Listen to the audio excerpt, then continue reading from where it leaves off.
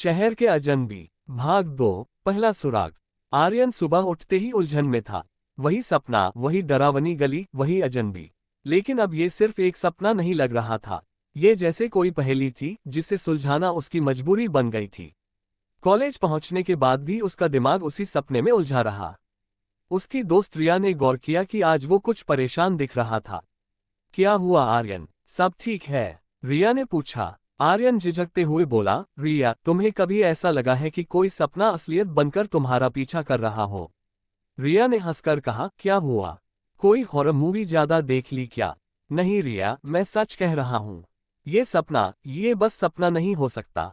हर रात वही अजनबी, वही गली, वही डर। और अब तो ऐसा लग रहा है जैसे वो मुझसे कुछ कहना चाहता हो। रिया ने उसकी बातों को हल्के में नहीं लिया। उसने गंभीर होकर कहा, तो इसका मतलब ये सपना नहीं, कोई संकेत हो सकता है।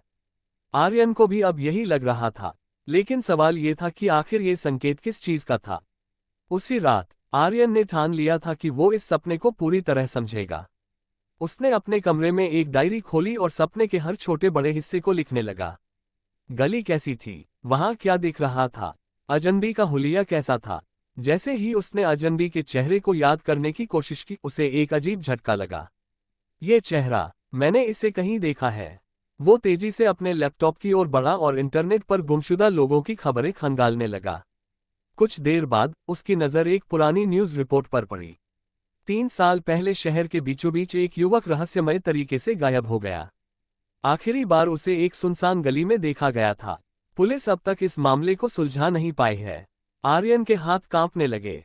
उसने न्यूज़ में दिए गए उस युवक की तस्वीर देखी, वही चेहरा, यही वो अजनबी है। उसका दिल जोर जोर से धड़कने लगा।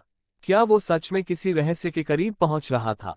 अगले भाग में आर्यन उस गली की सच्चाई जानने के लिए खुद वहां जाने का फैसला करता है। लेकिन क्या वो सच के लिए तैयार है? शहर के अजनबी, भाग 3, रहस्यमयी गली। आर्यन का मन बेचैन था। उसे यकीन हो चला था कि उसका सपना महज कोई कल्पना नहीं, बल्कि एक अधूरी कहानी का हिस्सा था। उसने तय कर लिया कि वह उस सुनसान गली में खुद जाएगा और इस रहस्य से पर्दा उठाएगा। अगली रात आर्यन धीरे धीरे उस गली की ओर बढ़ने लगा जहां 3 साल पहले वह युवक आखिरी बार देखा गया था।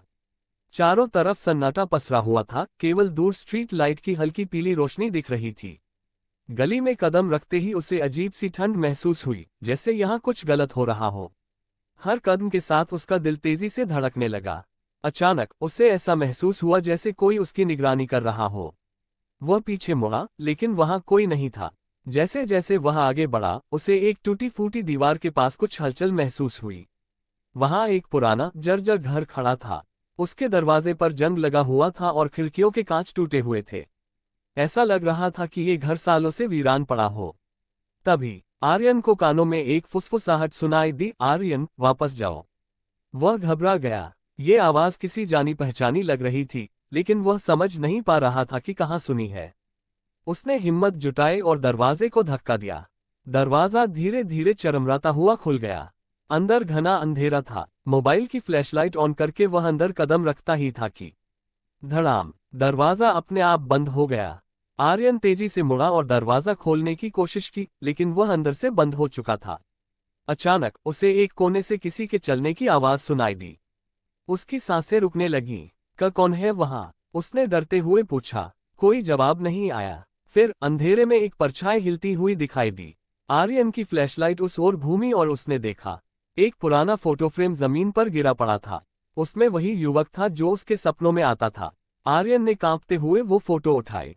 तभी उसे एहसास हुआ कि इस फोटो में सिर्फ युवक नहीं था, उसके बगल में कोई और भी खड़ा था। लेकिन चेहरा मिटा हुआ था। क्या ये कोई संकेत था? क्या कोई उसकी ओर इशारा कर रहा था? और सबसे बड़ी बात, इस रहस्यमयी घर में कोई और भी था। अगले भाग में आर्यन इस घर के अंदर एक चौंकाने वाला सबूत खोजता है। लेकिन क्या वह इससे बच पाएगा?